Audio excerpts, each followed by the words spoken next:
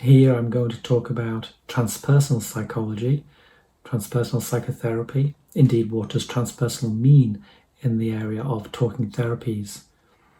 We'll start with Maslow's hierarchy of needs, which is a classical psychological framework where he defines the needs of the individual person, and it's in a triangular form. And the base of the triangle is the base needs, which is physiological needs. Are we hungry? Are we thirsty? Are we in pain? Are we cold? Are we too hot? So that's the biological organism looking at the environment and taking feedback to see what it needs in the moment. Once those needs are met, we move up the pyramid of needs to safety. Do we feel safe? So the immediate dangers and threats are gone, but what about future dangers? Are we securing ourselves for the future? And we could base that on what's happened in the past. And so can we avoid pain, hunger, and other dangers in the immediate future?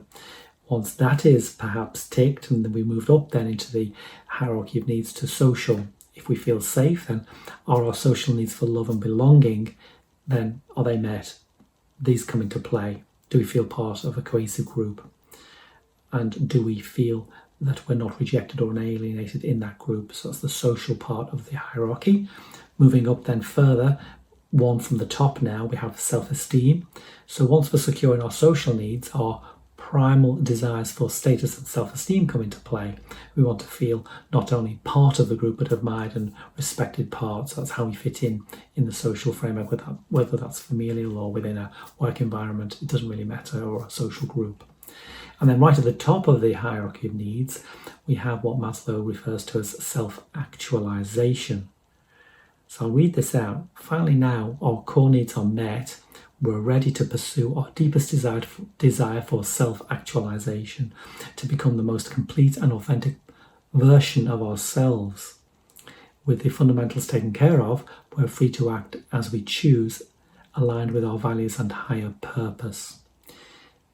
So that's the point, that's the peak, that's the highest point of his hierarchy of needs. But that doesn't address the transpersonal.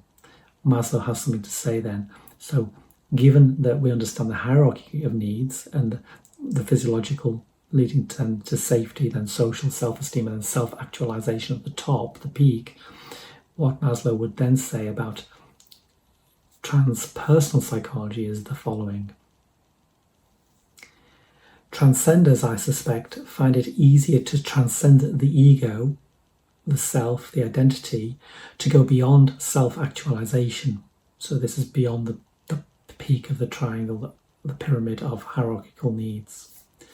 Perhaps we could say that the description of the healthy ones is more exhausted by describing them primarily as strong identities, people who know who they are, where they're going and what they want, and what they are good for, in a word, as strong selves.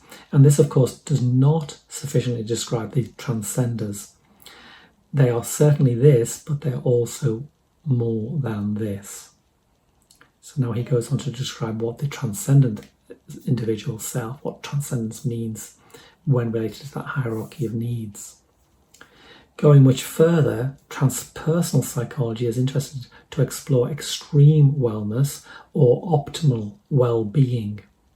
It is interested in those cases of persons who have often or perhaps permanently expanded their, quote, normal sense of identity to include the supra or transpersonal, the self, capital S, of all selves, the one, capital O, underlying the many. Transpersonal psychology explicitly acknowledges and makes use of the profound spiritual psychologies of the great traditions: Hinduism, Buddhism, Taoism, mystic Christianity, Judaism, Muslim Sufism, as well as new insights and methods in the human potential and consciousness expanding movements. Maslow articulated such key concepts as self-actualization, development of one's capacities in that hierarchy, for humanistic psychology, then exceeded it with his transpersonal psychological ideal of self-transcendence, full spiritual awakening or liberation from egocentricity. along with the notion of peak experiences and plateau living.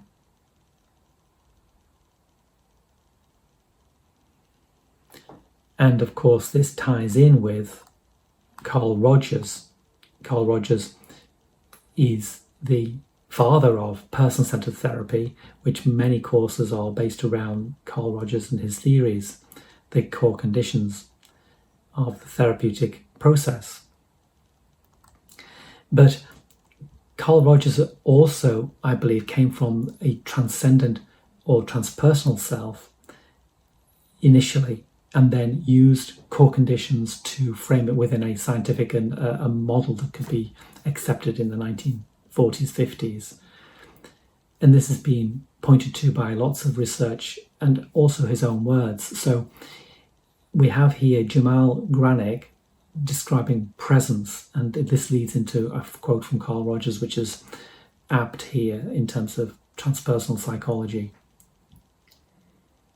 There is a growing body of theory and evidence that suggests that psychotherapists' phenomenological experience of their own awareness, focused attention, relatedness to their clients, and receptivity to unconventional modes of knowing may have therapeutic effects, i.e., apart from theoretical orientation or technique. The therapist's own subjectively experienced state may be an implicit therapeutic variable. Optimal therapist states of awareness, being, and relatedness have collectively been labelled presence. In a certain sense, research into the usefulness of the construct presence as a therapeutic variable can be traced back to the following quote from an interview with Carl Rogers. This is Bald in 2000, interview with Carl Rogers on the use of self in therapy. I find that when I'm the closest to my inner intuitive self, when perhaps I am someone in touch with the unknown in me, when perhaps I am in a slightly altered state of consciousness in the relationship, then whatever I do seems to be full of healing. Then simply my presence is releasing and helpful. At those moments, it seems that my inner spirit has reached out and touched the inner spirit of the other. Our relationship transcends itself and has become part of something larger. Profound growth and healing are present. And so this is Carl Rogers beautifully describing the mystery of presence, and that it is a transcendent aspect of the therapeutic relationship, not one of the core conditions. They, I believe, and it's quite clear, came later. I think his initial experience working with patients, as they were then, now we call them clients, was that he could enter that space of presence, and then that's where the healing began. Jamal Granick continues then in describing presence based on Carl Rogers' statement. Research on presence in psychotherapy has primarily been comprised of phenomenological explorations of clinicians' subjective experiences of optimal states in the therapeutic situation.